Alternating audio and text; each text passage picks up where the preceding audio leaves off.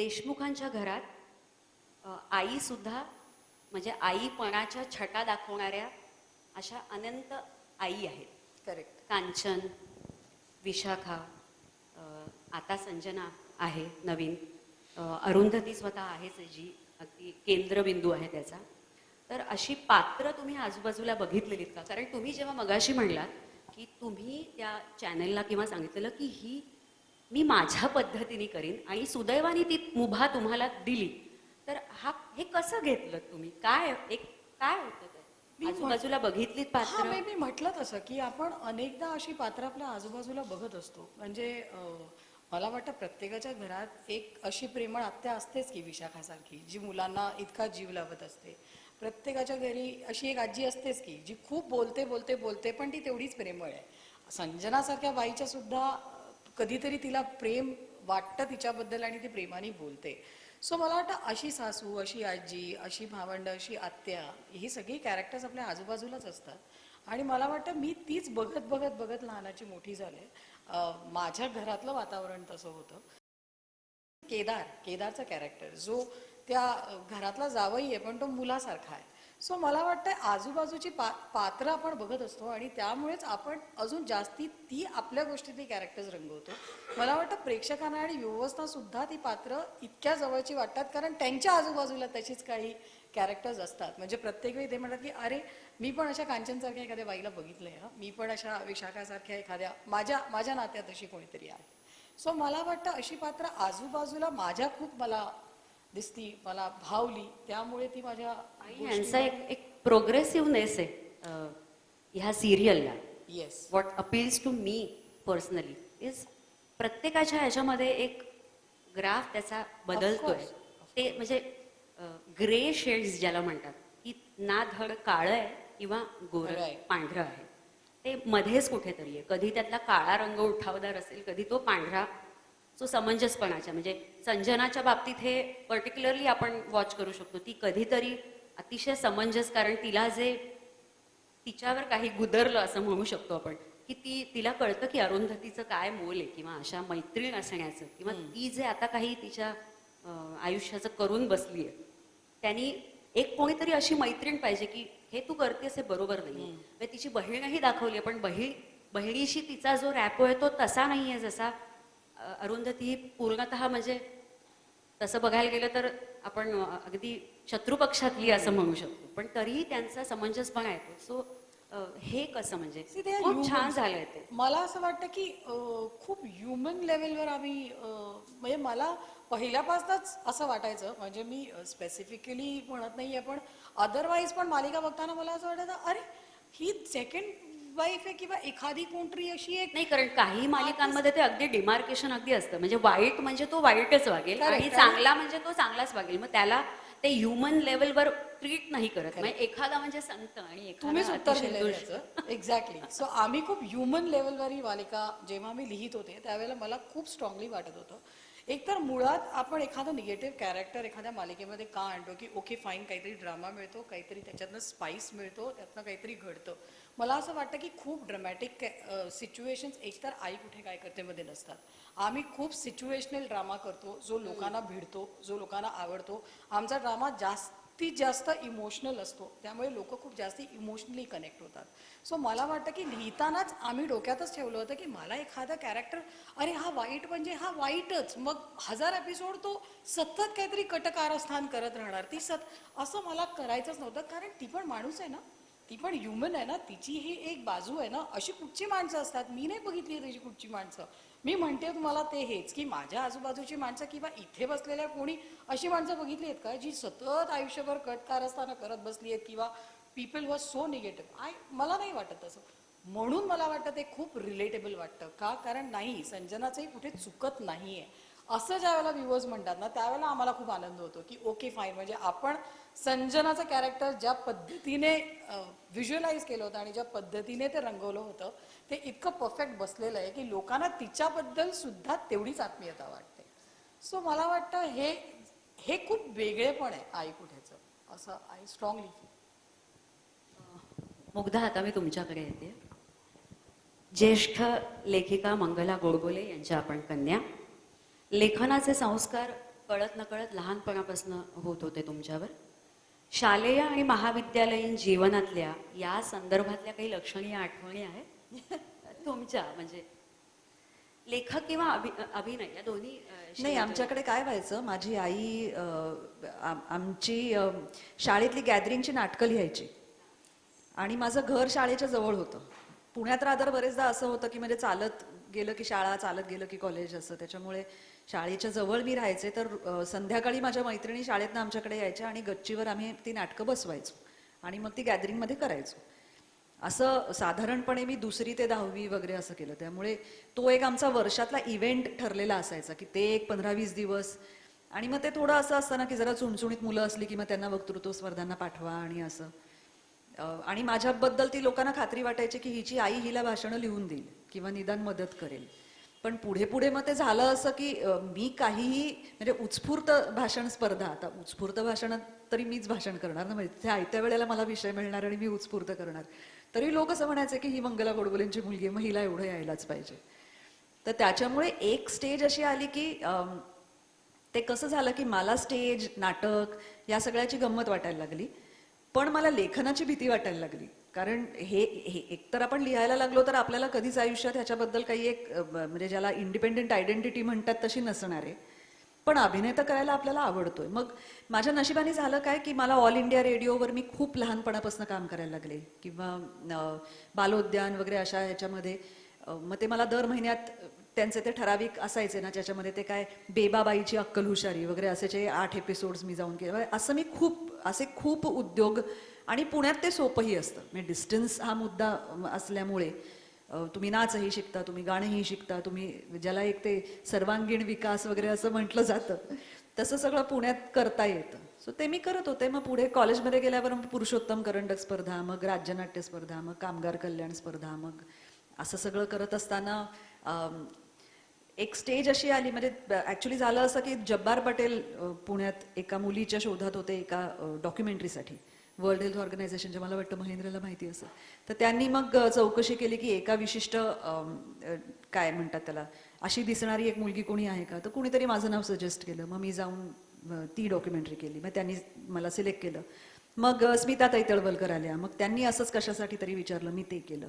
मग त्यावेळेला अल्फा मराठीवर थरार नावाची एक सिरियल सुरू होणार होती आणि दुसरी एक म्हणजे ती इरावती नाडगौडा, म्हणजे इरावती लागू आधीची, तर ती काम करणार होती, पण तिचा काहीतरी आयत्या वेळेला प्रॉब्लेम झाला. मग असंच संगीत कुलकर्णी आणि अभय परांजपे पुण्यात आले होते आणि मग त्यांनी चौकशी केली की ह्या वर्णनाची मुलगी कोणी आहे का. तर परत कोणीतरी माझं नाव सजेस्ट केलं. मग मी ते जाऊन केलं. हे सगळं, मी सायन्स ग्रॅज्युएट आहे, मी केमिस्ट्रीमध्ये BSc केलंय. तर हे सगळं माझं कॉलेज आणि हे सगळं चालू असताना चालू होतं. त्याच्यामुळे त्याला तेवढंच महत्त्व, म्हणजे ते छंद एवढंच होतं ते. पण मी थरार केली मालिका आणि थरारचे 13 तेव्हा पहिली थरारची गोष्ट 10 एपिसोड्सची होती. सो ते 10 आठवडे चालू असताना मला संजय पवारचा फोन आला की मी पळसाला पाने पास नावाची एक मालिका ETV साठी करणार आहे, पण त्याला रामोजी फिल्म सिटीमध्ये जाऊन राहावं लागणार आहे, तर तुला ते करायला आवडेल का. मग मी आईला वगैरे विचारलं. मग ते असं होतं की माझं BSc झालं होतं आणि पोस्ट ग्रॅज्युएशन सुरू होणार होतं, तर त्याच्या मधल्या काळामधल्या या सगळ्या गोष्टी चालू होत्या. मग एक एक्सपिरियन्स म्हणून आपण करून बघू आणि असं. तोपर्यंत हे प्रोफेशन म्हणून घेण्याचं काही ठरलेलं नव्हतं. पण त्यावेळेला मी रामोजी फिल्म सिटीमध्ये असताना मला आभाळमायासाठी विचारलं आणि मग पहिल्यांदा असं विचार तो डोक्यात यायला लागला की कारण तेव्हा आभाळमाया खूप पॉप्युलर होती, म्हणजे अक्षरशः घराघरात पोचलेली मालिका होती. तर मग आपल्याला विचारतायत तर आपण जाऊन एक ऑडिशन तर देऊन येऊ. मग मी मुंबईला आले, मी ऑडिशन दिली. मग त्यांनी मला सिलेक्ट केलं. अरे बापरे, आता म्हणजे अजून एक स्टेप आपण पुढे गेलो. मग आता काय करूया. आमच्या घरात अजिबातच तसं वातावरण नव्हतं. म्हणजे माझ्या 7 पिढ्यांमध्ये कोणीही कधीही अभिनय वगैरे केलेला नाही. माझे वडील बॉम्बे IITचे MTech आहेत आणि माझ्या संपूर्ण घरामध्ये एक 80% माणसं डॉक्टर्स आहेत किंवा माझा भाऊ इंजिनियर होऊन आता लंडनला तो असतो, तो त्यांनी तिथे जाऊन MBA केलं. अतिशय शैक्षणिक वातावरण होतं. त्यामुळे त्यांना ते पटवून देणंच मला सगळ्यात जास्त कठीण होतं की मला ह्या क्षेत्रात काहीतरी करायचंय आणि अभिनय करायचा आहे. कारण कशाच्या जोरावर, म्हणजे असं काहीच नाही ना, बॅकग्राऊंड म्हणण्यासारखी काहीच नाही. बरं, त्यात मुंबईमध्ये 1-2 नातेवाईक होते, पण तशी मुंबईची काही माहिती नाही. मग आता इथे येऊन राहायचं, मग हे क्षेत्र, ह्याच्याविषयी खूप गैरसमज असतात लोकांच्या मनात किंवा समज असतात, जे काय असेल ते. पण ती एक ते वय असतं ना, ती पॅशन असते. ती जिद्द असते की हे करायचंच. त्याप्रमाणे मी ते करायला आले. झालं असं की आभाळमायाच्या संदर्भातली जी नावं होती सगळी, म्हणजे विनय आपटे किंवा संजय मोने, सुकन्या कुलकर्णी वगैरे वगैरे, ही सगळी मोठी नावं होती. फॉर दॅट मॅटर तोपर्यंत सुद्धा ज्यांच्याबरोबर मी काम केलं ती सगळी ह्या क्षेत्रातली चांगली माणसं होती. त्यामुळे कुठे जाऊन आपली मुलगी काय करते माहिती नाही असं नक्कीच नव्हतं. पण माझे वडील तर त्यानंतर काही वर्ष माझ्याशी फारसे बोलण्याच्या वगैरेही मनस्थितीत नव्हते, कारण त्यांना काही ते सगळं पटलेलं नव्हतं. पण तरी सुद्धा मी इथे येऊन राहत होते. मग आभाळमायाचं शूटिंग सुरू झालं, त्याच वेळेला मी भूमिका नावाच्या एका मालिकेचं पुण्यात शूटिंग करत होते. मग गंमत सांगायची म्हणून की ह्या सर्व चॅनल्सवरच्या सगळ्या पहिल्या सिरियल्समध्ये मी कामं केली आहेत. म्हणजे झी होतं तेव्हा थरार, मग ETV सुरू झालं तेव्हा भूमिका, मग स्टार प्रवाह सुरू झालं तेव्हा चार चौघी. म्हणजे जे पहिल्या लॉटमधल्या होत्या, ज्याला सुद्धा आता 20-20 वर्ष झालीत. पण मुद्दा असा की मला असं तेव्हा वाटायला लागलं होतं की ज्या गोष्टीसाठी मी जे ऐकते त्याप्रमाणे लोकांना प्रचंड स्ट्रगल करावा लागतो आणि खूप कष्ट करावे लागतात, ते आपल्याला तुलनेने बऱ्यापैकी सहज मिळतंय किंवा विचारतायत लोक, तर मग आपण हा विचार का नको करायला. कदाचित असं असेल की मला काही त्यातलं कळत नाहीये, पण बाहेरून बघणाऱ्यांना असं वाटत असेल की हिला हे बरं जमतंय, म्हणजे हा अगदीच काय म्हणतात त्याला चान्स आहे. की मला असं वाटतंय की मी प्रचंड फॅन्टॅस्टिक अभिनय करते पण समोरच्यांना तसं काही वाटत नाहीये, असं नाहीये.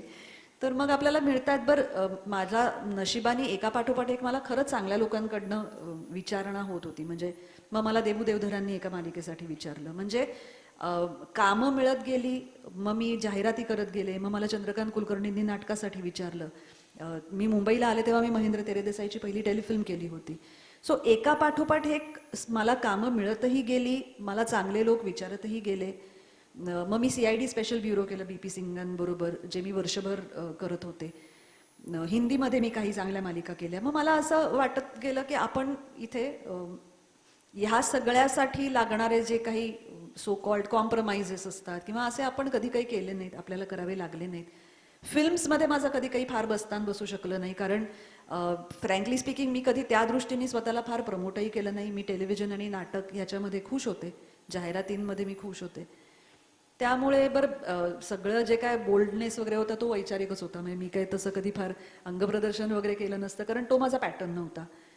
त्यामुळे फिल्म्सच्या मी कधी फार वाटेला गेले नाही, ना मला कधी त्याच्यासाठी फार विचारलं. पण टेलिव्हिजनवर मात्र मी खूप रमले आणि ते करत असतानाच इव्हेंच्युअली मला मंदार देवस्थळींनी होणार सून मी या घरची या मालिकेच्या संवादांसाठी विचारलं आणि मग संवाद लेखन सुरू झालं. आणि आता हळूहळू असं झालंय की हा मुख्य व्यवसाय असल्यासारखा झालाय आणि अभिनय जरा बाजूला पडलाय. पण मध्येच कधीतरी हॅमलेट सारखं नाटक माझ्याकडे येतं, मग मी ते करते, त्याच्यात माझं मन रमतं. पण लिखाण ही खूप जास्त कष्ट असणारी आणि सिरियसली घेण्यासारखी गोष्ट आहे. आणि त्या अर्थाने कमी आर्थिक होतो तर आता म्हणजे वेगळा मुद्दा झाला. पण त्यामुळे जसं नमिता म्हणाली तसं माझ्या आईचा टेलिव्हिजनच्या लिखाणामध्ये तसा फार डायरेक्टली सहभाग नसतो. अर्थातच आईमुळे खूप वाचन माझं होऊ शकलं, कारण आमच्याकडे घरी पुस्तकांची म्हणजे चळत असते, म्हणजे लायब्ररीच आहे जवळजवळ घरात. आणि बोलण्यात सुद्धा कधीतरी काहीतरी बारीक बारीक मुद्दे येतात जे डेफिनेटली विचार करायला भाग पाडणारे असे असतात. म्हणजे आता आई कुठे काय करते सुद्धा असेल किंवा इतर कुठल्याही मालिकांच्या बाबतीत असेल.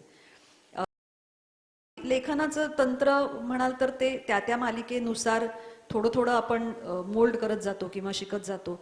म्हणजे होणार सून मी सुरू केली तेव्हा मी जे लिहितो ते त्याच्यानंतर मी 100 डेज नावाची मालिका लिहिली. तर 100 डेज मला पर्सनली असं वाटतं की लिखाणाचं तंत्र म्हणून मी सगळ्यात जास्त त्या मालिकेमध्ये शिकले, कारण त्याचे 101 एपिसोड्स होते आणि ही गोष्ट 101 एपिसोड्समध्ये आपल्याला संपवायची आहे. आणि प्रत्येक एपिसोड मग तो पेपर फ्रीज करणं म्हणजे काय असतं, म्हणजे कागदावर जर तो एपिसोड एवढा लिहिला गेलाय तर तो एवढाचा एवढाच शूट झाला पाहिजे, तरच ती गोष्ट 101 एपिसोड्समध्ये संपणार आहे. आपण असं नाही म्हणू शकत की एक जरा थोडीशी आमची गोष्ट राहिली तर आम्ही अजून एक एपिसोड करतो, हे करायला तिथे मुभा नाहीये. त्याच्यामुळे जेव्हा एखादी मालिका घटना बेस्ड जास्त असते तेव्हा तिचे संवाद हे कसे असले पाहिजेत, जेव्हा एखादी गोष्ट ही जास्त नातेसंबंधांवर अवलंबून असते तेव्हा तिचे संवाद कसे असले पाहिजेत, किंवा ह्या सगळ्याचा माझ्या बाजूने शक्य तसा अभ्यास म्हणा किंवा ऑब्झर्वेशन मी करत गेले. आणि असं करत करत करत आई कुठे काय करतेपर्यंत आली आहे. वाचन ही पार्श्वभूमी आहेच आहे म्हणजे कशासाठी. तुम्ही आत्ता सुलेखा ताईंना जी मुलाखत दिली आहे दिल के करीबमध्ये, त्याच्यात सांगितलंय 40 ऑडिशन्स नंतर पहिली लिवॉनची कमर्शियल मिळाली. म्हणजे स्ट्रगल होता, स्ट्रगल नाही असं एकदमच तुम्ही गेलात आणि ते झालं असं नाही. सो स्ट्रगल असतो, पण आपण कशा अर्थाने त्याच्याकडे बघतो ह्याच्यावर ते अवलंबून आहे. पण लेखनाचा जो स्ट्रगल आहे ना तो कळत नाही. म्हणजे मी ऑडिशनला गेले हा जो दिसणारा प्रवास आहे तो तसा लेखक म्हणून काय तयारी केली हा दिसत नाही. म्हणजे अगदी म्हणजे माझी मुलगी कधी तरी विचारते म्हणजे काय तू अशी बसलेली असतेस पुस्तकांच्या म्हणजे करतेस काय. किंवा अगदी पूर्वी सुद्धा लेखकांना हा प्रश्न विचारत असत नाही ते लेखन बिखन ठीक आहे पण पोटापाण्याचं काय. हा प्रश्न अतिशय सर्रास किंवा पटकन मी लेखक होते असा काही एक हे धरून म्हणजे तुम्ही दोघींनी सुरू केलेलं नव्हतं. त्याच्यातनं आर्थिक मोबदल्याचं गणित ते यायलाच लागतं त्याच्यावर. आणि त्याच्यावरही बऱ्यापैकी घरातनं कसा प्रतिसाद असतो काय प्रतिक्रिया म्हणजे कमवणं अपेक्षित नाहीये पण तरीही शेवटी समाधान जर मोजमाप करायचं झालं तर दोन्ही बाजू बघाव्या लागतात, आर्थिक मोबदला. आणि आता मला आणखीन एक प्रश्न विचारायचा आहे की हे खूप टॅक्सिंग आहे. म्हणजे हे इतकं सहज नाहीये की तुम्ही बसलात आणि लिहिलं हा घ्या पेपर. तर कसं नियोजन करता वेळेचं दोघी जणी. तुम्ही मल्टिपल प्रोजेक्ट्सवर काम करत असाल. बरं त्या सिरियलमध्ये तुम्ही एक भूमिकाही करताय छोटीशी, पण तरी सुद्धा ते दोघी कसं कसं बसवता गणित, वेळेचं गणित काय असतं. किंवा एका वेळी दोन अगदी विरुद्ध ह्याच्या मालिका चालू आहेत समजा, एकात काहीतरी एक वेगळा अभ्यास गरजेचा आहे, एकात वेगळीच एक मनाची हे कसं जमवता. नाही, जसं नमिता मगाशी म्हणाली तसं की कुठलीही मालिका सुरू होण्याच्या आधीचे जे 2 महिने असतात ना ते खूप जास्त महत्वाचे असतात.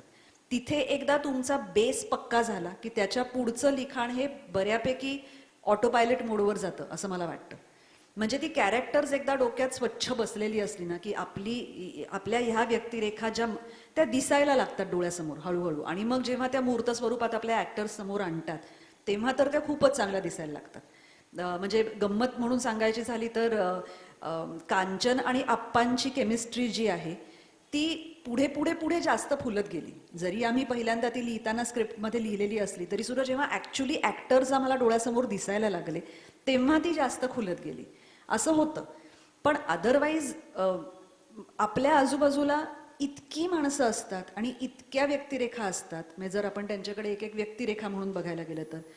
त्यामुळे मला एका वेळेला 2 किंवा 3 मालिका लिहिताना व्यक्तिरेखा म्हणून सुचत नाही असं जनरली होत नाही. कारण आपण 5 व्यक्तिरेखांचा विचार करतो त्याच्याऐवजी 15 व्यक्तिरेखांचा विचार करतो. मुळात त्यांचे मॅनरिझम्स, त्यांचे स्वभाव, त्यांची बॅकग्राऊंड, माझ्या मते ती बॅकग्राऊंड अत्यंत महत्वाची असते कुठल्याही व्यक्तिरेखेची. म्हणजे यांचं शिक्षण किती झालंय पासून त्या व्यक्तिरेखेची काय बॅकग्राऊंड कशी असेल. म्हणजे आता अरुंधती डिझाईन करताना अरुंधतीचं माहेर कसं असेल जे आपण खूप कमी बघितलं असेल मालिकेत, त्याच्याविषयी आमच्या मनात 100% क्लॅरिटी असावी लागते तर अरुंधती उभी राहते.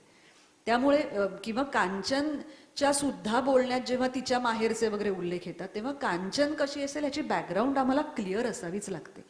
हा आधीचा प्रेक्षकांना न दिसणारा अभ्यास जेव्हा चोख झालेला असतो तेव्हाच व्यक्तिरेखा चांगल्या उभ्या राहू शकतात असं आम्हाला सगळ्यांनाच वाटतं. कारण म्हणून तो आधीचा वेळ घालवणं जास्त महत्वाचं असतं. तो गेला की मग पुढचं लिखाण हे तुलनेने सोपं होतं. बाकी वेळेचं नियोजन आम्ही सगळ्याच संसारी बायका आहोत त्याच्यामुळे आम्हाला काही प्रमाणात ते सगळं डोक्यात धरूनच करावं लागतं. खूप छप्परफाड ऑफर्स आल्या तरी सुद्धा आम्ही नाही घेऊ शकत किंवा खूप उड्या मारायची इच्छा असली तरी सुद्धा ते नाही करता येत. पण दुसऱ्या बाजूनी चांगलं काम येत असेल आपल्याकडे, मानाने येत असेल तर ते करायची निश्चित इच्छा होते. त्याच्यामुळे मला साधारणपणे एक एपिसोड लिहायला कमीत कमी 5-1 तास लागतात. माझ्या मते नमितालाही तेवढेच लागत असतील. आणि म्हणजे थोडक्यात जर मी 2 मालिका लिहित असेल तर मी दिवसात कमीत कमी 10 ते 12 तास लिहिते. हे त्याचं साधारण गणित झालं. जे नमिता अनुपमा लिहिते त्याच्यामुळे तिलाही तेवढाच वेळ लागतो. त्यामुळे लोकांना तो एक अर्धा तास दिसतो पण आम्ही लिटरली दिवसात एक जागेपणीच्या प्रत्येक क्षणी आमच्या डोक्यात ते अरुंधती आणि तो अनिरुद्ध आणि ते सगळे असतातच. म्हणजे कधी कधी नको आता यांची नावं सुद्धा असं होतं. एक्झॅक्टली पर्सनल स्पेस मध्ये ते मला इथे एवढं सांगावं असं वाटतं की मुग्धा संवाद लिहिते. मी कथा पटकथा दोन्ही करत असल्यामुळे मला थोडंसं जास्ती टॅक्सिंग होतं, कारण मला विचार करावा लागतो की आता पुढची गोष्ट एका महिन्याची कशा पद्धतीने न्यायची आहे जेणेकरून ऑडियन्स व्ह्युअर्स त्यातनं इंटरेस्ट त्यांचा जाणार नाही, त्यांना ती बघण्यासाठी अजून इंटरेस्ट येईल. सो प्रत्येक वेळी माझ्यासाठी ही खूप मोठी टास्क असते की बसून विचार करणं की आता ह्याच्या पुढची गोष्ट कशा पद्धतीने मी घेऊन जाऊ शकेन आणि मी ती कशा पद्धतीने लिहीन. मी अनुपमा नावाची एक हिंदी मालिका आहे त्याचंही स्टोरी रायटिंग करते, पण ती हिंदी असल्यामुळे तिकडचा ऑडियन्स आणि परत तिकडच्या सेन्सिबिलिटीज खूप वेगळ्या आहेत. सो असं नाही होत की आई कुठे काय करते मध्ये जे चाललंय मी तसंच्या तसं उचलून तिथे लिहिते. सो त्यामुळे मला थोडासा जास्ती वेळ लागतो. वेळेचं नियोजन म्हटलं तर ही म्हणाली आम्ही सगळ्या संसारी बायका आहोत म्हटल्यानंतर माझे मिस्टर तिकडे लास्ट सीटवर बसले, ते हसतायत, त्याला पटलेलं नाही आहे ते. पण या thanks to the family also of course. म्हणजे माझ्या बाबतीत म्हणायचं तर खूप सपोर्टिव्ह असल्यामुळे मी तेवढा वेळ देऊ शकते. म्हणजे एक एकदा असं होतं की डिलिव्हरीज पण असतात ना, म्हणजे तुम्हाला तो एपिसोड डिलिव्हर करावा लागतो, आर्टिस्टचे ॲडजस्टमेंट्स असतात, बऱ्याच गोष्टी असतात. म्हणजे एकीकडनं सेटवरनं फोन येत असतो की नमिता अजून पुढचे 2 एपिसोड दे ना, म्हणजे आपल्याला एक सुट्टी घेता येईल, सलग सण आहेत, वार आहेत, लोकांच्या काही ॲडजस्टमेंट्स आहेत. सो त्या हिशोबाने ते एपिसोड्स लिहून पाठवणं. सो अचानक मालिकेमध्ये हे खूप असतं की खूप डेडलाईन्स आहेत. अचानक एखादा आर्टिस्ट आजारी पडलाय, अगं तू नाही उद्या येऊ शकत आहे. म्हणजे आपण कोविड सिच्युएशनमध्ये तर आम्ही हे खूप अनुभवलं की यार नमिता नाही येतो, नाही येऊ शकत आहे, बहुतेक ते आजारी पडलेत. अरे बापरे, आता पुढचे 4 स्क्रीन प्ले त्यांच्यावर लिहिलेत, परत रिवर्क करा, मग परत मुग्धा रिराईट करते डायलॉग्स. तो ना तसं बघायला गेलं ना तर ही प्रोसेस खूप डे नाईट आहे. फक्त एवढंच आहे, जसं ती म्हणाली तसं की आमचे सगळे ठोकताळे इतके पक्के बसलेले आहेत ना कॅरेक्टर वाईज, गोष्टी वाईज, की एक ब्रॉड स्टोरी मी माझ्या टीमला पाठवते. ही 1 महिन्याभराची गोष्ट आहे. ह्याच्यामध्ये बऱ्याच गोष्टी ॲड होतील. मग दिवाळी येईल, दसरा येईल, नवरात्र येईल, त्याच्यामधले इव्हेंट्स येतील, पण मोठी हा अख्खा फ्लो आहे. या 1 महिन्याचा फ्लो आहे तो 2 महिने जाईल, पण ही गोष्ट आहे. मग त्यांचाही एक अंदाज त्यांच्याही डोक्यात बसतं की ओके, म्हणजे आता ओके असं होणार आहे, तसं होणार आहे, हां आता अरुंधती ह्या वेळेला घर सोडून जाणार आहे. सो प्रत्येकाच्या डोक्यात, अख्ख्या युनिटच्या टीमच्या डोक्यात ती गोष्ट बसलेली असते. सो तो वेळ मला जास्ती लागतो ती गोष्ट पूर्णपणे विचार करून पूर्ण ती लिहून काढायची. सो ते थोडंसं टॅक्सिंग आहे, पण ते मला वाटतं ह्या फील्डमध्ये आपण ठरवून उतरलोय म्हटल्यानंतर. सो आधी सुद्धा कमलाकरजींचा पाठिंबा होता म्हणजे हो अगदीच. म्हणजे मी म्हटलं तसं की त्यांचं एवढंच म्हणणं होतं की तू जे काय करशील ते खूप अभ्यासपूर्वक कर. आत्ता सुद्धा ह्या मालिकेविषयी सुद्धा ते म्हणतात की त्याचा मेलो ड्रामा होऊन देऊ नकोस. बाकी तू काहीही, म्हणजे तू लिहितेस, चांगलं लिहितेस, ते फार कमी वेळेला माझं कौतुक करतात, पण जेव्हा म्हणतात तेव्हा ते मोजकं एवढंच म्हणतात की अजूनपर्यंत बरं चाललंय, लक्षात ठेव त्याचा मेलो ड्रामा होऊन देऊ नकोस. पण त्यांच्याकडनं बरेच सजेशन्स पण येत असतात, ऑफकोर्स येत असतात, पण त्यांची खूप मदत होते मला. मला वाटतं ती एकच मालिका बघतात ते, बस, बाकी माझी आहे म्हणून बघतात. आणि खूप वेगवेगळी पात्र आहेत आई कुठे काय करते मध्ये. तर त्यांच्या लकबी कशा ठरवल्या आधी सुरुवातीला? तरी ह्याच्यात ज्याला एक तकिया कलाम म्हणतात ना, तसं फार कमी आहे, खूप कमी आहे. खूप कमी आहे. म्हणजे एखाद्या पात्राचं एखादं काहीतरी एक. पण हे मी तुम्हाला सांगू का, म्हणजे नथिंग अगेन्स्ट हिंदी, पण हिंदीमध्ये एक तकिया कलाम देते वगैरे असं असतं. मराठीमध्ये कोण वापरतं तकिया कलाम? म्हणजे खूप मग ह्याला natural, माझं असं म्हणणं आहे की म्हणूनच ह्या मालिकेचा दर्जा खरोखरच अत्यंत म्हणजे वैशिष्ट्यपूर्ण राखण्यात तुम्ही दोघी यशस्वी झालेला आहात. मला वाटतं एकदा टाळ्या वाजवूया अरे आपण, thank you. कारण मी मगाशी सांगितलं होतं तुम्ही उत्स्फूर्तपणे तुमच्या प्रतिक्रिया प्रतिसाद द्या म्हणून. पण हे अतिशय टिपिकल होतं, पण तरी सुद्धा नाही, खरंच म्हणजे ती मध्यम वर्गाची आहे, त्याची पाळंमुळं खोल आहेत. हे दोघींचं तुमच्या यश आहे. आणि दिसताना मधुराणी गोखले किंवा इतर पात्रांचं कौतुक होत असेल, पण त्याच्या मागच्या नाही आम्ही दोघीच नाही. लेट मी मेन्शन रवी करमरकर याचं हां. एक सगळ्यात मोठं यश So, आहे. ते आमचे absolutely. दिग्दर्शक आहेत आणि तो ज्या पद्धतीने ते सगळं मांडतो ना, म्हणजे इतकं ट्युनिंग आमचं चांगलं आहे. म्हणजे मी प्रोजेक्ट हेड असल्या कारणाने खरं तर सुरुवातीच्या काळामध्ये मला रोज सेटवर जावं लागायचं, जोपर्यंत तो शो सेट होत नाही तोपर्यंत. पण आता असं होतं की आम्ही फोनवर बोलतो आणि त्याला म्हणजे बारीक सारीक बदल पण तो इतके सुंदर करतो. त्यातल्या बारीक सारीक गोष्टी आहेत ना, म्हणजे त्या कदाचित माझ्या लिखाणातनं आलेल्या नसतात हा, अगदी प्रामाणिकपणे. पण तो रवी इतक्या उत्तम पद्धतीने काढतो ना, आणि ते दिसून येतं. म्हणजे मी बघताना सुद्धा मी टच होते, अरे मला नाही हे सुचलं, रवीने किती सुंदर पद्धतीने काढलंय. सो मला वाटतं की ह्याच्यामध्ये रवी करमरकरांचा पण खूप मोठा वाटा आहे या यशामध्ये. कारण काय सांगू का, की मुळात रवी करमरकर सुद्धा मराठी भाषेची चांगली जाण असणारा, चांगलं वाचन असणारा, ह्यानी खूप फरक पडतो हो. बरेचदा हल्ली काय होतं की दिग्दर्शक टेक्निकली खूप चांगल्या गोष्टी सांगू शकतात, म्हणजे तंत्र म्हणून याच्यामध्ये कसं असलं पाहिजे, आर्टिस्टना सुद्धा ते तांत्रिक गोष्टी खूप चांगल्या सांगू शकतात. पण एखाद्या वाक्याची रचना, एखाद्या संवादातला अजून काहीतरी त्याच्यात एक गंमतशीर अर्थ काही निघत असेल तर ह्याच्यासाठी मुळात त्या माणसाला भाषेची जी चांगली जाण असावी लागते ना, ती रवीला आहे. त्याच्यामुळे मी नेहमीच असं म्हणते की तो फक्त फ्रेम कशी चांगली विचार नाही करत, तो ती कशी चांगली ऐकू येईल याचा सुद्धा विचार करतो आणि त्यांनी खूप फरक पडतो. आणि सुदैवाने आमचे सगळे आर्टिस्ट किंवा फॉर दॅट मॅटर तो पाठांतर मी जे ऐकते त्याप्रमाणे, कारण आता ह्या मालिकेचा तो पॅटर्न झालाय की मोठे मोठे डायलॉग्स असतात, मोठे मोठे मोनोलॉग्स असतात. बरं, हे काहीच ठरवलेलं नव्हतं, हे समहाव असं होत गेलं पुढे पुढे.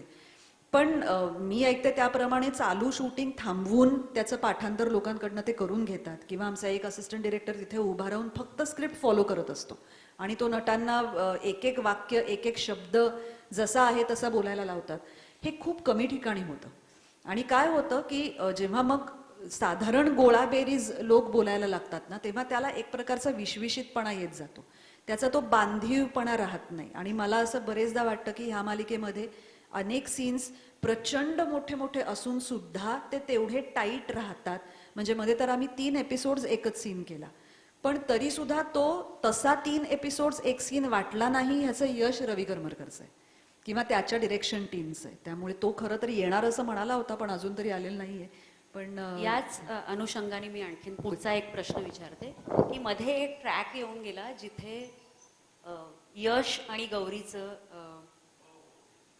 प्रेम एकमेकांवर, म्हणजे त्यांनी ॲग्री केलंय, पण तिथे एक हिच आहे की गौरी आई होऊ शकणार नाहीये.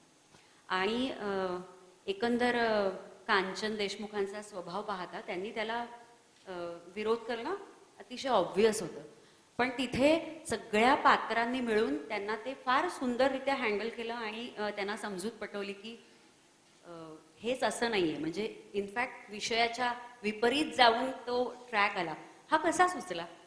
हे मूळ ह्याच्यात होतं मला का एक हे? या निमित्ताने आवर्जून सांगावंसं वाटतं की बऱ्याच लोकांना ना मुळात पटकथा आणि संवाद हे वेगळे वेगळे कसे असतात हे माहिती नसतं, किंवा सामान्यपणे काय वेगळं वेगळं ह्याच्यामध्ये असतं हे कळत नाही. तर एक गोष्ट मला म्हणजे इथे अगदी आवर्जून सांगावीशी वाटते की कुठल्याही गोष्टीचा विचार मुळात नमिताचा असतो.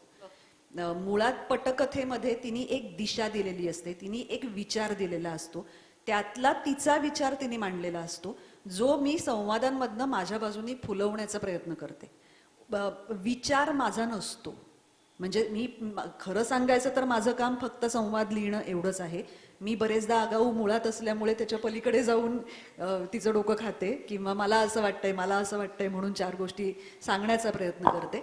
पण मूळ विचार म्हणजे ह्या साखरपुड्यामध्ये ह्या विषयावरती चर्चा होईल हा विचार नमिताचा असतो, जो पटकथेमध्ये येतो. आणि पटकथेमध्ये तो काय पद्धतीने येईल, पर्टिक्युलरली आई कुठे काय करते मध्ये जर तुम्ही बघितलं असेल, जिथे खूप सारख्या घटना घडत नसतात, तिथे एकेका सीनमध्ये लोकांचे काय स्टँड्स असतील हे पटकथेमध्ये ती खूप क्लिअरली माझ्यापर्यंत पोहोचवते आणि मग मी त्याच्यावर संवाद लिहिते. त्यामुळे असे जे सीन्स असतात ना ते जास्त ट्रिकी असतात, कारण ते प्युअरली त्याच्यामध्ये म्हटलं तर घटना छोटीशी असते, किंवा म्हणजे घटना पटकन संपून जाणारी असते, पण त्याच्यावर जेव्हा 3-3 एपिसोड्स एखादा सीन होतो तेव्हा तो त्या पटकथेमधला विचार आणि ते फुलवणं ह्या दोन्हीचं कॉम्बिनेशन जर व्यवस्थित झालं नाही तर ते सीन्स तसे होऊ शकत नाहीत. त्यामुळे म्हणजे मी हे एवढ्यासाठी सांगितलं की बऱ्याच लोकांना असं वाटतं की हे मी लिहिलेलं असतं, तर ते खरं सांगायचं तर मी लिहिलेलं नसतं, त्याच्या मागचा विचार तिचा असतो. पण हा विचारच उत्तम आहे, तर तो कसा सुचला? तो मूळ मालिकेत होता, तुम्हाला सुचला? मूळ मूळ मालिकेत म्हटलं म्हणजे तर श्रीमोई? नाही. श्रीमोई ही मालिका मी फक्त त्या श्रीमोईमध्ये एक 40शीची बाई जी गोष्ट होती ती उचलली आहे, त्याच्यानंतर जे आहे ते आई कुठे काय करते. सो त्यामुळे कारण त्याच्यामधली पात्र वेगळी आहेत, त्याच्यामधली त्यांची आपापसातली इंटरपर्सनल रिलेशनशिप्स वेगळे आहेत. तिथे मोठा मुलगा निगेटिव्ह आहे, तो निगेटिव्हच आहे, तो आईला नाहीच जास्ती चांगलं वागवत. सासू अत्यंत वाईट वागवते सुनेला. सो इथे तसं काही नाही आहे. हा मुळात विचार कुठून सुचला म्हणावं तर मला गोष्टीत असं वाटत होतं की कुठेतरी प्रत्येकाची एक काहीतरी एक वुंड असतं, काहीतरी एक दुखरी नस असते, काहीतरी एक आयुष्यात असतं जे तुम्ही एक्सप्रेस करत नाही. प्रत्येक लव्ह स्टोरी आपण म्हणतो की ओके फाईन यांचं झालं, पसंत केलं घरच्यांनी आणि it's a happy love story. So त्याच्यामध्ये मला अगदी ऑनेस्टली काहीतरी एक खूप सेन्सिटिव्ह आणि लॉजिकल रिझनिंग द्यायचं होतं, जेणेकरून पुढे जाऊन जेव्हा गौरी लग्न होऊन या घरात येईल त्याच्यानंतर ह्या गोष्टीमुळे काय काय बदल होतील, त्यांची बघण्याची दृष्टी, त्यांचा बघण्याचा दृष्टिकोन बदलेल का. यश जो आत्ता म्हणतोय की मला फरक नाही पडत, कालांतराने लग्न झाल्यानंतर त्याला फरक पडणार आहे का, आपल्या अभिषेक दादाची मुलं बघून त्याला फरक पडणार आहे का. मग काय म्हणजे होतं, माझ्या गोष्ट गोष्टीचा इथपर्यंत graph लांबणार आहे. लांबू शकते. तुम्ही आवर्जून बघताय म्हटल्यानंतर का नाही लांबणार, ऑफकोर्स लांबेल. सो मला असं म्हणायचंय की पुढचा ग्राफ मला दिसायला लागतो ना, त्यावेळेला मी अशा एक एक गोष्टी आत्तापासूनच पेरत जाते की मग ओके मग ह्याचा मला पुढे वापर होऊ शकतो का पुढे. सो असं काही फार स्पेसिफिकली विचार करून किंवा खूप थॉट त्याच्या मागे लावून असं नाही होत. नाही, तो लिहिला पण फार उत्तम रित्या आहे. मुग्धाने अप्रतिम संवाद लिहिले कारण होते त्याचे. कसं 3 आहे की एपिसोड तो चालला होता. ऍब्सोल्युटली, आणि खूप छान. म्हणजे एकीकडे कौटुंबिक जिव्हाळा आणि आत्मीयता जपायची, ऍट द सेम टाइम नवीन काहीतरी ते पचनी पाडायचं आहे. आणि तेही फार हळू, नजाकतीने किंवा डेलिकेटरित्या, कारण तो विषय असा फार आणि असा हा थॉट आला अक्रस्ताळेपणा नाहीये करायचा टेलिव्हिजन मध्ये नाही. कधी, हा कधीच खूप कधीच बोल्डली आला. कोणी मांडला नाहीये. सो आम्हाला खूप ते चॅलेंजिंग वाटलं होतं आणि मुग्धा आणि रवीने कमाल केली त्याच्यावर. त्यामुळे ते 3 एपिसोड सो बघताय का वाट, तर टाळ्या वाजवा. येस. हे वाक्य प्लीज शूट करून ठेवा, कारण खूप कमी वेळा असं ती म्हणते, त्याच्यामुळे हे शूट करून ठेवा आणि हे आम्हाला द्या. हे मला रवीला दाखवायचंय. ही आमची सगळ्यांची कारण टीचर आहे, कुठल्या क्षणी आमच्यावर जोरात ओरडेल सांगता येत नाही, त्याच्यामुळे असं करता तुम्ही? येस.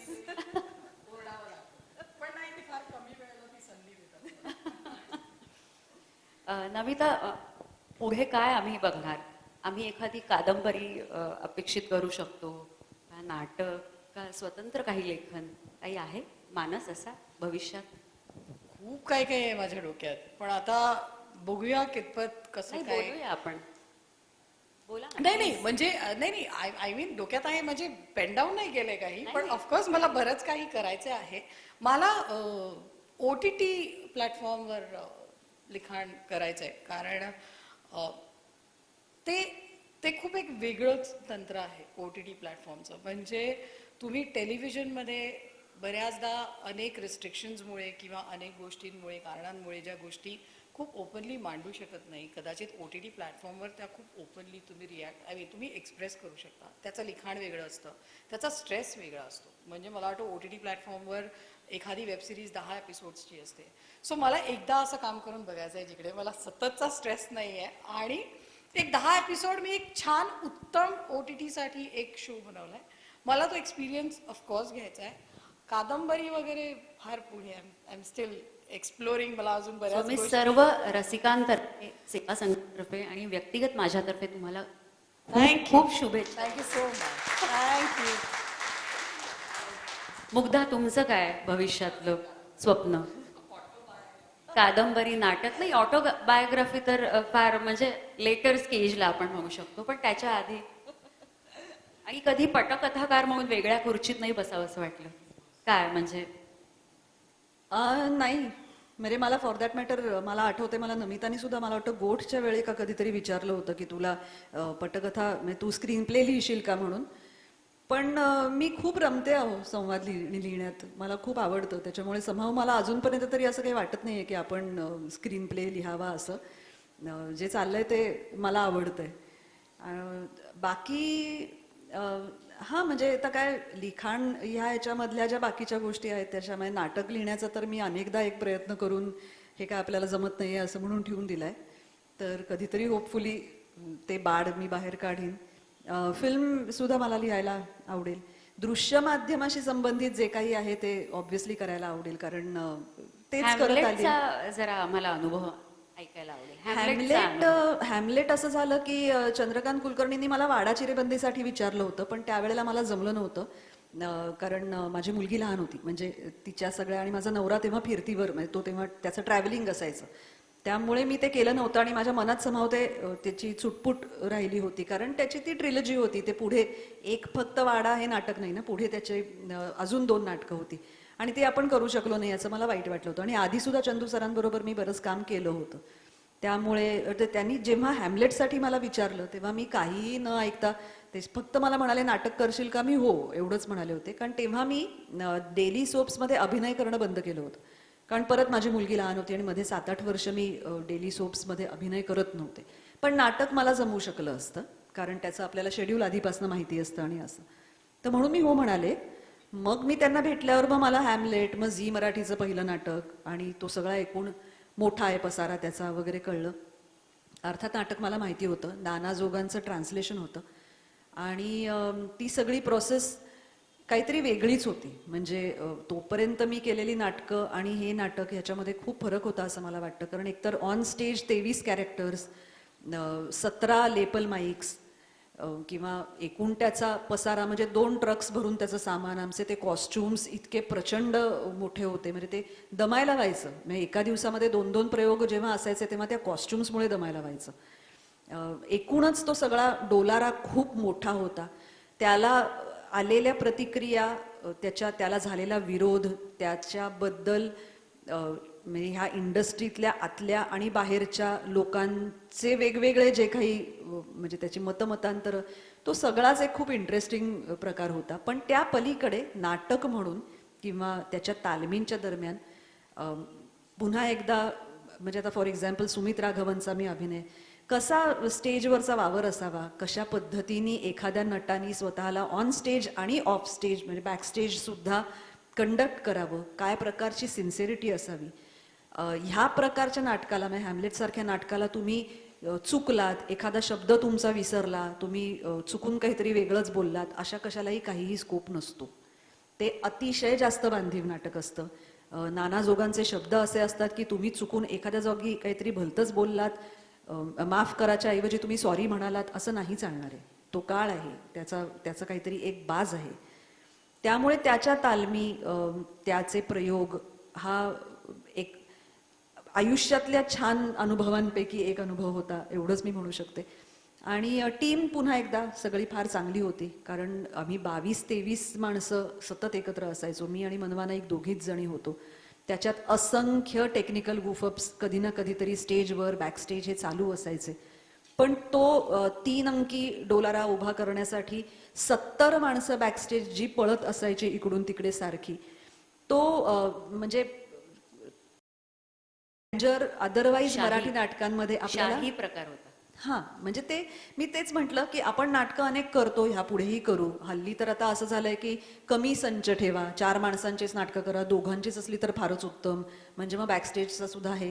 ह्या बॅकग्राऊंडवर ते सगळं ग्रँजर, हा एक्सपिरियन्स खूप वेगळा होता. आणि मला असं वाटतं की नजीकच्या भविष्यात तरी पुन्हा एकदा अशा स्केलचं नाटक होईल का, मला शंका आहे.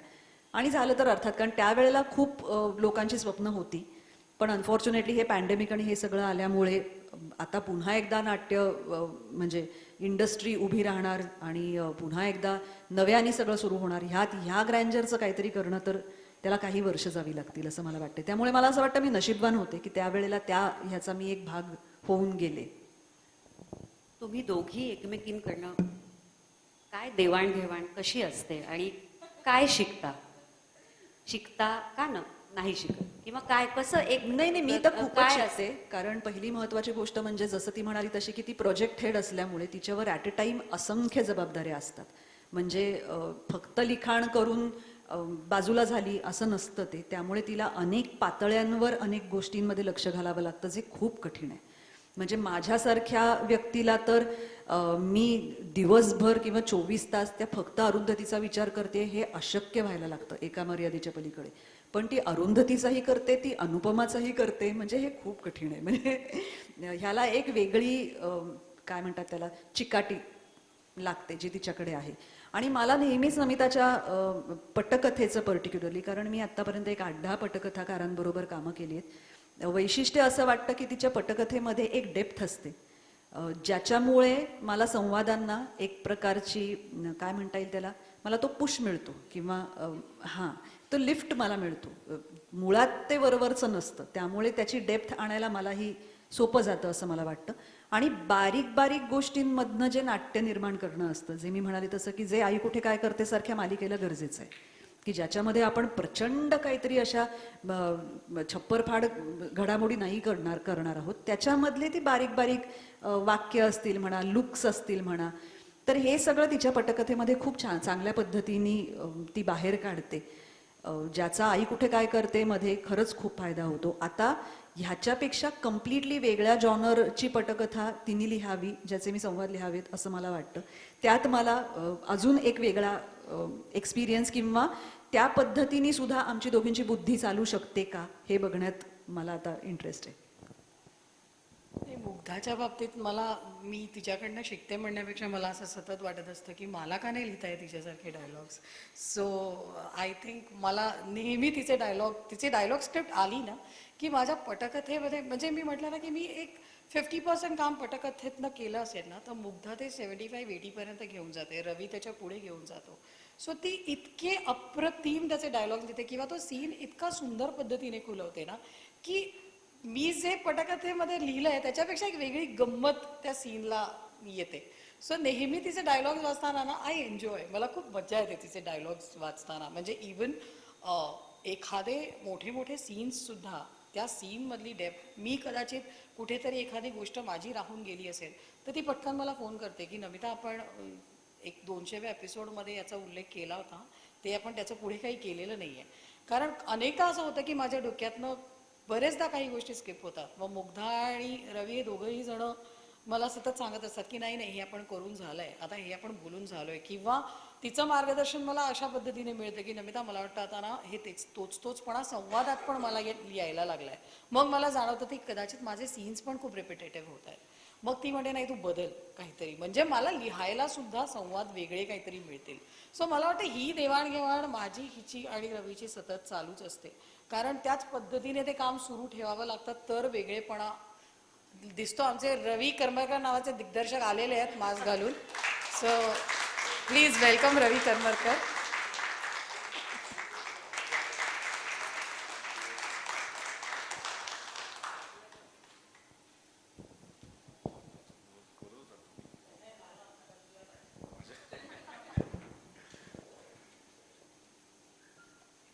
नमस्कार. नमस्कार. अर्थात तुम्हाला बघून टाळ्या पडल्या आहेत उत्स्फूर्त. मालिकेचं आणि तुमचं यश हे वादातीत आहे त्याच्यामुळे, आणि दोघींनी तुमचं खूप कौतुक केलंय. आता तुम्ही काहीतरी बोला या मालिकेविषयी. कसं जमलं, कसं झालं, आणि या दोघींबरोबर काम करताना काय वाटतंय? या दोघींबरोबर काम करताना नेहमीच मजा येते. नमिता बरोबर मी दुसरं प्रोजेक्ट करतोय, मुग्धा बरोबर पण मी दुसरं करतोय. ह्याच्या आधी होणार असून मी आगरची मुग्धा बरोबर केलंय आणि नमिता बरोबर गोठ केले. त्या दोघींचं ट्युनिंग जबरदस्त आहे. म्हणजे नमिताला जे बोलायचंय ते नेमकं तिला शब्दात मांडता येतं. सो त्याच्यामुळे माझं काम खूप सोपं होतं. जे मला लिहिलेलं मिळतं ते व्हिज्युअलाइज करायला खूप सोपं मिळतं. नाहीतर अनेक वेळेला असं होतं की स्क्रीन प्लेमध्ये 2च वाक्य लिहिलेली असतात, त्याच्यामुळे डायलॉग रायटर त्याची 4च करतो आणि मग दिग्दर्शक खूप व्हिज्युअलाइज करत होतो हे कसं होईल. तर तसं मला कधीही होत नाही. सीन आला त्या हा बऱ्याच हसतायत वर्षाचा त्याचा अर्थ experience असं आहे. आहे का की तुम्हाला एडिटच करावं लागतं म्हणजे मम्मी असा धरला तो न बोललेल्या वाक्यात. नाही, बऱ्याच सिरियल केल्यानंतर हा अनुभव अनेक वेळेला येतो की तेवढंच लिहून येतं आणि मग काय करायचं आपल्याला नेमकं हा प्रश्न पडतो. हा प्रश्न मला कधीही पडलेला नाही आजपर्यंत की काय करायचंय नेमकं. खरं तर नेमकं काय करायचं त्यांच्याकडनं आम्हाला कळतं. एकंदर लेखन म्हणून तुम्ही संतुष्ट आहात. तुम्ही ह्याच्यात तुमचं इनपुट घालून आज ज्या लेवलला आई कुठे काय करते आली आहे मालिका, तर कसं करता म्हणजे तुम्ही एक्झॅक्टली ह्यांच्याकडनं स्क्रीन प्ले आला, त्यांचे संवाद तुम्हाला मिळाले, पुढे काय होतं? अं, मुळात आधी सुरुवातीपासून असं ठरवलं होतं की टिपिकल ज्या तऱ्हेने डेली सोप चालतात, ज्या तऱ्हेने अभिनय होतो तसा करायचा नाही. आपल्या घरामध्ये जशी माणसं वावरतील, चालतील, आजूबाजूला दिसतील असंच आपल्याला काम करायचंय. आणि टेलिव्हिजनमध्ये असं डिसिजन घेणं फार मुश्किल असतं. आमच्या प्रोड्युसरनी तो घेतला की करायचं तर आपण असंच करायचं. त्याच्यामुळे काम खूप सोपं झालं. थोडंसं माझं बॅकग्राऊंड मी प्रतिमा कुलकर्णींना बरीच वर्ष असेच केलंय. तर त्यांची स्टाईल ती आहे. प्रपंच, झोका, आनंदवन तुम्ही बघितली असेल तर त्या स्टाईलचंच काम आहे. त्याच्यामुळे ते मला खूप सोपं गेलं करायला. आणि घरामध्ये तुमच्या चालेल हे आजूबाजूला तुमच्या घरात घडतंय, टेलिव्हिजनवर घडत नाहीये, एवढंच मला काम करायचं होतं. आणि ते जमलं. म्हणजे ते कसं जमलं किंवा काय असं मी सांगू शकत नाही, पण समाव ते मिळत गेलं, ते घडत गेलं आणि ते दिसलं. कारण सहजता या मालिकेचा एक प्रचंड चांगला पैलू आहे. सहज आहेत सगळं, असं फार असं वाळून बोलणं, वागणं किंवा त्यांच्या ज्या हालचाली आहेत त्याही अतिशय सहज, आपण जसे वावरतोय घरात तसं वाटतं. बऱ्याचशा गोष्टी कशा होत्या की मी आर्टिस्टना फार बदलवलं नाही. ते जसे वागतायत, बोलतायत, त्यांच्याबरोबर आम्ही नाटकासारखे काही रिहर्सल्स केले आधी. सो मला अंदाज आला की कुठला आर्टिस्ट काय वागू शकतो, काय चालू शकतो, काय बोलू शकतो आणि त्याचा यूज करून घेतला. मुद्दामून असं सांगितलं नाही की नाही तुम्ही असंच बोला, असंच वागा. तसं न करता ते ज्या भाषेत बोलतायत, ते ज्या लयीत बोलतायत ती लय वापरण्याचा प्रयत्न केला. सो ते नॅचरलच वाटलं, कारण ते सतत तसेच असतात ना. म्हणजे टेलिव्हिजन स्क्रीन समोर नसताना ते बाहेर जेव्हा असतात तेव्हाही ते तसेच बोलतात. क्या बात आहे. सो पुन्हा एकदा टाळ्या वाजवूया आपण, कारण आता हे तिघही आलेले आहेत आणि खरंच म्हणजे कमाल होतीये मालिका. अजून आम्ही बरेच एपिसोड्स याचे बघणार आहोत. हो ना, नक्की. येस, प्रोजेक्ट हेड आहे तिथे आपल्याबरोबर आणि त्याचं कास्टिंग सुद्धा सुंदर आहे. इव्हन अरुंधती ज्या साड्या नेसते किंवा त्यांची जी एकंदर, मी म्हटलं तसं ते मध्यमवर्गीय टिपिकल ह्याच्यामधलं वावर, हालचाली, बोलीभाषा, त्यांचे एकमेकांकडे बघण्याचे आणि त्याचे अन्वयार्थ, हे सगळंच जमून आलेलं आहे. थोडीशी एक रॅपिड फायर करूया आपण. हे मी काही ठरवलं नव्हतं, महेंद्र दादांनी सांगितलेलं. मुग्धाताईंच्या हातात माईक आहे. मुंबई का पुणे? मुंबई.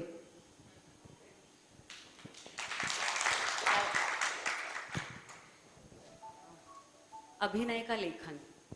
आता लेखन. नाही, पण आता एखादी सशक्त मालिका प्रोजेक्ट हेडनी किंवा दिग्दर्शकांनी,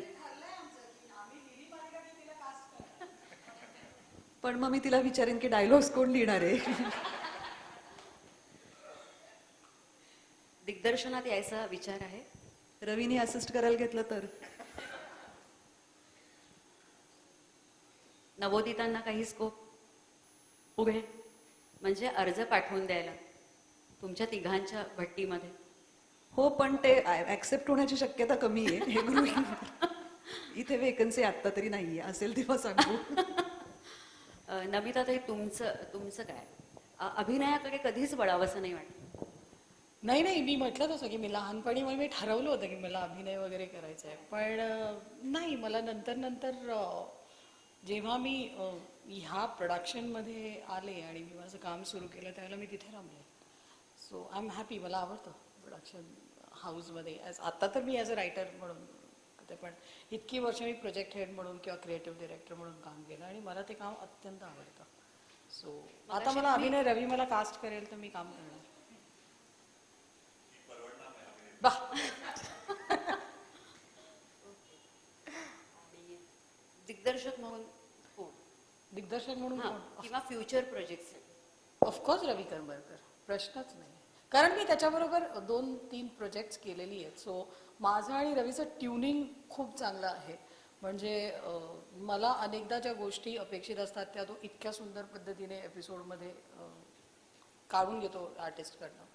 सो मला वाटतं रवीला जेवढी समज आहे ना तेवढं आय डोंट मी रवीबरोबर जास्ती काम केलं आणि मला त्याच्याच बरोबर काम करायला आवडतं. कम्फर्ट झोन असतो ना, ते कम्फर्ट लेवल. समीक्षा का क्रिएटिव्ह?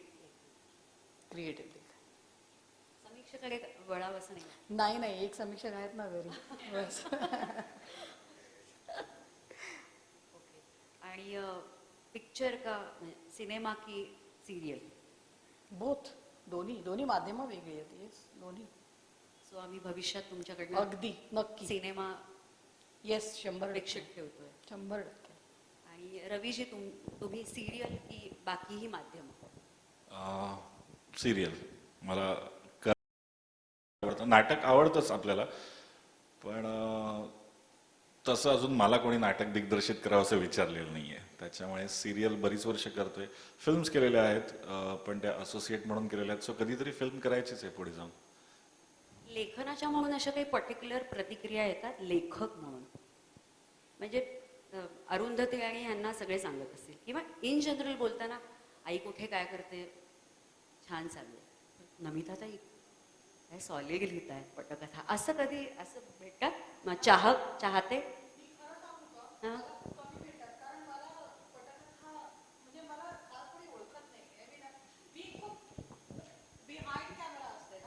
सो त्यामुळे मला अशा फार रिॲक्शन्स येत नाहीत. पण जेव्हा येतात तेव्हा मला खूप आवडतं. रेअरली येतात, पण येस रिॲक्शन्स येतात. पण मला वाटतं रिॲक्शन्समध्ये कौतुकापेक्षा खूप जास्त आम्हाला बरेच तुम्हाला येतच नाही लिहिता, तुम्ही का लिहिताय, सोडून द्या लिखाण, अशा प्रतिक्रिया जास्ती येतात. पण येतात. अभिनेत्री म्हणून परत या किंवा कमबॅक किंवा काय, का लेखिका म्हणून तुम्हाला पसंत?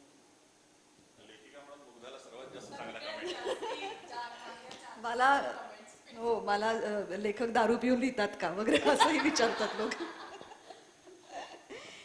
नाही, मी मगाशी म्हणाले तसं की काय होतं की लोकांना पटकथा म्हणजे काय वेगळी असते, संवाद म्हणजे वेगळे असतात, असं काही माहिती नसतं. त्यातही जे कोणी काय 4 लोक मला अभिनेत्री म्हणून ओळखत असतील त्यांना त्या नावामुळे हीच लिहिते असं वाटतं, म्हणून मला खूप रिॲक्शन्स येतात त्याच्यातले बहुतेक सगळ्या पॉझिटिव्ह असतात, निदान आई कुठे काय करतेच्या बाबतीत. अदरवाईज इंस्टाग्रामवर वगैरे येणाऱ्या मेसेजेसना परवाच मला एका बाईंनी अजूनही बरसात आहे बद्दल मी ह्यांना दोघांना सांगितलंही होतं की त्या बाईंनी असं स्पष्ट लिहिलं होतं की जरा चांगले संवाद लिहात जा ना त्याचे. जरा चांगले संवाद लिहा ना, जरा इंटेन्स लिहित जा ना ते सीन्स, असं त्या बाईंनी. मला असं झालं की तुम्ही कोण, तुमचं काम मी बघते का, मग तुम्हाला मी असं येऊन म्हणू का की तुम्ही तुमचं काम चांगलं करा, असं होतं. पण त्याच्यामुळे लोक खूप हल्ली सोशल मीडियामुळे त्यांना असं वाटतं की आपण खूप डिरेक्टली संवाद साधू शकतो कुणाशीही, त्यामुळे ते साधण्याचा प्रयत्न करतात. आणि मला जेव्हा शक्य असतं तेव्हा मी तो मोर्चा नमिताकडे वळवते. मग हा आनंदाचा भाग आहे का काय?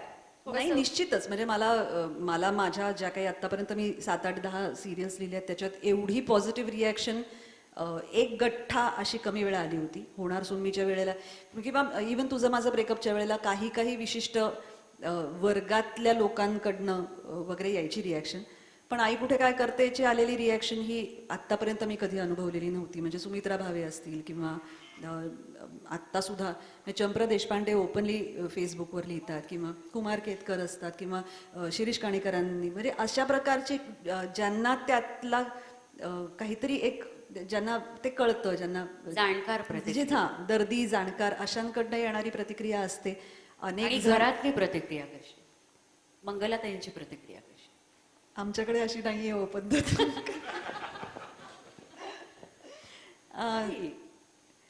नाही माझ्या आईने आई मला सारखाच आजपर्यंत विषय आहे, त्यामुळे नाही नाही, आई मला आईने आजपर्यंत एकदाही ही मालिका तू चांगली लिहिली आहेस असं म्हटलेलं नाहीये. ती बहुतेक वेळा मला लोकांच्या आलेल्या प्रतिक्रिया फॉरवर्ड करते किंवा काहीतरी कोणीतरी परवा त्या म्हणत होत्या तो एपिसोड त्यांना आवडला वगैरे असं सांगते. पण मला तुझं लिखाण आवडतंय असं ती आजपर्यंत कधी म्हणाली नाहीये. आणि माझ्या म्हणजे if I know her correctly ती असं कधीच म्हणणार नाहीये. पण तिला आवडलं नाही तर ती इतकी हिरिरीने सांगते, तेवढं ती सांगत नाहीये, त्या अर्थी बहुतेक आवडली असावी. आणि बाबांना माझ्या रादर मला थोपवावं लागतं कारण ते भयंकर जास्त कौतुक करतात. म्हणजे ते कुठे काही माझं आलं वगैरे तर ते इतक्या लोकांना ते फॉरवर्ड करतात आणि म्हणजे मला त्याची लाज वाटते. त्याच्यापेक्षा आईची रिॲक्शन परवडली असं होतं. ती टोक आहेत दोघं जण. शेवटचा प्रश्न तिघांनाही. या क्षेत्रात नवोदितांना तुम्ही काय सांगाल, काय मार्गदर्शन करा? यावं, येऊ नये, आणि यावं तर काय प्रिपरेशन करून यावं? यावं, जरूर यावं, सगळ्यांनी यावं. कारण एक कलाकार म्हणून तुम्ही ज्यावेळेला काम करता, म्हणजे कुठलेही असू दे, दिग्दर्शन, कॅमेरा असू दे, तो कलाकारच धरला जातो. जर ते चांगलं असेल तर तुम्ही मनाने मोठे होत जाता, तुम्ही त्याच्यातनं चांगलेपणा शोधत जाता. सो चांगलेपणा शोधण्यासाठी तुम्ही इकडे यावं. आणि मेहनत प्रचंड आहे. खूप म्हणजे आम्ही खूप वर्ष घासलेत, आम्ही बघितले, म्हणजे आम्ही असंच म्हणतो खूप घासले तो. आत्ता कुठे यश मिळालंय तर ती तयारी ठेवली पाहिजे की मला आज आलो, उद्या मला 4 वाक्य बोलता आली आणि परवा मी आर्टिस्ट झालो. नाही, असे खूप लोक येतात आमच्याकडे, पण ते आर्टिस्ट नसतात. ऑडिशन्स घ्याव्या लागतात अर्थात हा. त्याच्याशिवाय नाही होत काही. पण मग कंटाळवाणं होतं ते ऑडिशन्स घेणं का मजेशीर वाटतं? जर समोरचा कंटाळवाणा असेल तर कंटाळा येतो की मग आम्ही एकमेकांकडे बघायला लागतो, तर बस 2 वाक्य झाली, थांब रे बाबा असं होतं. आणि भाषा भाषा भाषा तुमची चांगलीच हवी. मग तुम्हाला जर उत्तम मराठी बोलता येत असेल, शुद्ध मराठी बोलता येतील, तर तुम्हाला अशुद्ध कधी बोलता येतं, पण पहिले शुद्ध बोलता आलं पाहिजे. पण मला म्हणूनच आहे, तुम्ही दिग्दर्शक म्हणून सांगा की नवीन पिढीने काय तयारी केली, म्हणजे भाषा बोलायची ह्याच्यासाठी काय मागे काय श्रम पाहिजे, कसे एफर्ट्स घेतले पाहिजे? उत्तम वाचा, ते बोलायला लागा. उत्तम पुस्तकं वाचली तर ते शब्द तुम्ही बोलायला लागला, ती वाक्य मोठ्याने बोलायला लागला तर आपोआप तुमच्या तोंडात ती वाक्य बसणार आहे, ती मुग्धाताई भाषा. ही तुम्हाला कॉम्प्लिमेंट देऊ इच्छिते की उत्तम मराठी लिहिणारेच आजकाल कमी झाले, कानावर कमी पडतं. अतिशय धेरगुजरी हा जो शब्द आहे की धड काहीच नाही, म्हणजे ना धड हिंदी, ना धड इंग्लिश, ना धड मराठी. ते मराठी सुद्धा ग्रामीण मराठी आपण समजू शकतो, पण त्यातही तोही लहेजा किंवा तो जो बाज आहे तोही तसाच्या तसा पाळून, म्हणजे तिथे परभाषीय शब्द येणं हे सुद्धा आपण समजू शकतो, कारण भाषा वाढत असते इन शॉर्ट. पण तरीही एक बेसिक जो हे आहे, कारण वाचनच मुळात कमी झाले. पण मुग्धाताईंना मला वाटतं आपण जोरदार टाळ्यांनी, कारण ह्याचे संवाद आणि ते जे बोलणं आहे ते अत्यंत सुंदर भाषेसाठी म्हणजे मी तिचं खरंच कौतुकाने सांगू शकतो. म्हणजे आता मी इतक्या सिरियल्स केल्यात किंवा फिल्म्स केल्यात, पण तिचं मराठी लिहिण्याचा प्रकार थोडं, म्हणजे मराठी वाक्य ती वेगळ्या तऱ्हेने लिहिते. तिच्या वाक्याने एक रिदम असतो. ज्या क्षणी आर्टिस्टना तो रिदम कळला त्या क्षणी त्यांना ते वाक्य तसं उत्तम बोलता येतं. हे ती करते, हे मला तिचं कौतुक वाटतं त्या बाबतीत.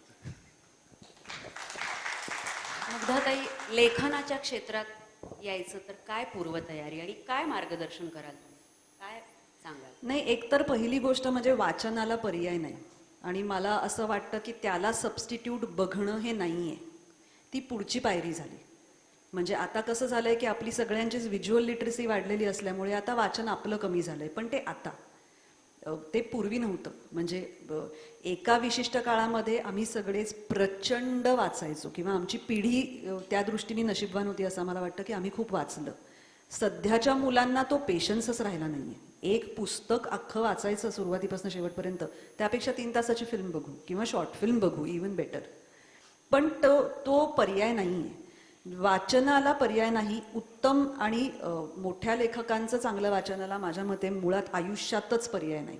तुम्हाला कुठल्याही कलेत त्याचं व्यक्त व्हायचं असेल तर त्याच्यासाठी वाचनाला पर्याय नाही. कारण जेवढं तुम्ही चांगलं वाचाल तेवढं आपला स्वतःचा मेंदू विस्तारत जातो आणि खूप जास्त लेयर्स किंवा इंटरपर्सनल रिलेशनशिप्स, त्यातल्या कॉम्प्लेक्सिटीज, हे सगळं म्हणजे साधं तुम्ही जयवंत दळवींची पुस्तकं काढून वाचलीत तरी सुद्धा तुम्हाला मनुष्य स्वभाव एवढा कळतो जो तुम्हाला एक फ्रँकली रॉमकॉम किंवा अशी फिल्म बघून नाही कळू शकत. त्याच्यामुळे मुळात तुमचं वाचन चोख पाहिजे. दुसरी गोष्ट म्हणजे लिखाण पर्टिक्युलरली तुम्ही म्हणालात म्हणून ह्याच्यात अतोनात कष्ट आहेत आणि त्या कष्टांना म्हणजे मला साधारणपणे दर 2 दिवसांनी एकदा एक कोणीतरी व्यक्ती, मुलगी मुलगा कोणीतरी येतं आणि मला म्हणतं की आम्हाला आता असिस्ट करायचं आहे किंवा आता आम्हाला लिहायचं आहे.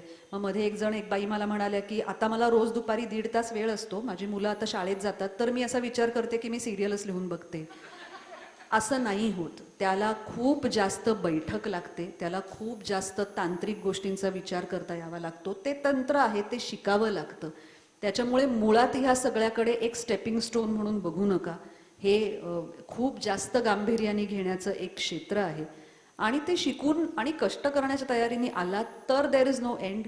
पण अर्ध्या हळकुंडाने पिवळं होण्यासारखं हे नाही आहे. नमिता ताई, तुम्ही काय सांगाल? नाही, मला वाटतं मुग्धानी आणि रवीने सगळं कव्हर केलंय. मला ॲडिशनल काही सांगायचं नाही, पण चॅनेलसाठी एक थोडासा वेगळा जो आहे की आजकाल ते मोहिनी इतकी जबरदस्त आहे या माध्यमात वावरायचीच कुठल्या कपॅसिटीतही. तर हे प्रोडक्शन असेल किंवा क्रिएटिव्ह हेड असेल ह्याच्यासाठी सुद्धा काय काय पूर्वतयारी मला पाहिजे? वाटतं प्रोडक्शन हेड किंवा प्रोडक्शन हाऊसमध्ये किंवा ॲज अ क्रिएटिव्ह हेड म्हणून जर कोणाला करिअर पुढे परस्यू करायचं असेल तर सगळ्यात महत्त्वाचं म्हणजे त्या प्रोडक्शन बरोबर कामाला सुरुवात करणे. असिस्टंट म्हणून किंवा ट्रेनी म्हणून तुम्हाला जेवढा प्रॅक्टिकल अनुभव मिळतो ना त्यातनं तुम्ही जास्ती शिकता.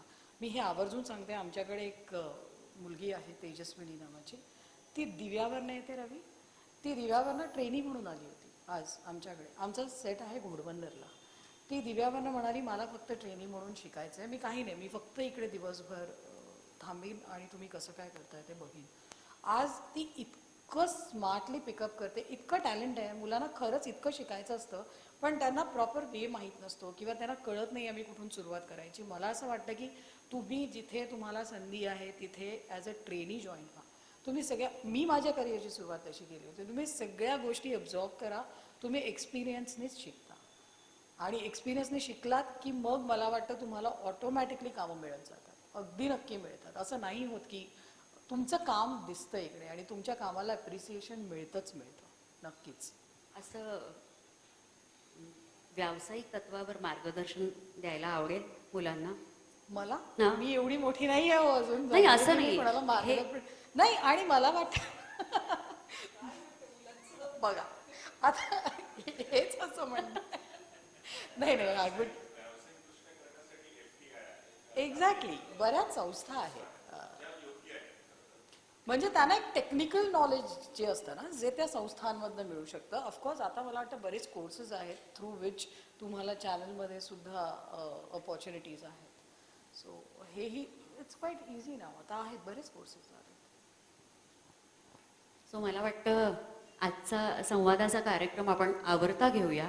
तत्पूर्वी या तिघांसाठी अत्यंत मनपूर्वक शुभेच्छा तुमच्या भविष्याच्या वाटचालीसाठी. आई कुठे काय करते निश्चित चालू आहे आणि ती अशीच दमदार सुरू राहणार आहे. पण त्यानंतरही जे भविष्यातले तुमचे आगामी प्रोजेक्ट्स असतील ते आम्ही नक्की बघणार आहोत. आणि तुम्ही मला तुमच्याशी बोलायची संधी दिली या दोन्ही गोष्टींसाठी मी महाराष्ट्र सेवा संघ मुलुंड कला विद्याझंकार विभागाचे धन्यवाद मानते. आणि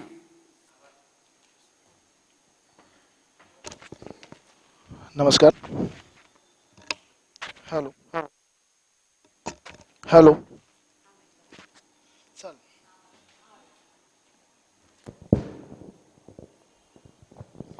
हॅलो. तर सर्वप्रथम नमिताताई तुम्ही उत्तम पटकथा लिहिता. कारण पटकथेबद्दल क्रेडिट्स फार मिळत नाहीत किंवा फारसं माहीत नसतं लोकांना. लेखक म्हटलं की तेच सगळं करतात असं त्यांचा एक समज असतो. तो पटकथा फार उत्तम लिहिता. संवादाबद्दल तर बोलायलाच नको. आणि दिग्दर्शनाबद्दल एक गंमत म्हणजे एक किस्सा सांगतो, फार वेळ घेत नाही.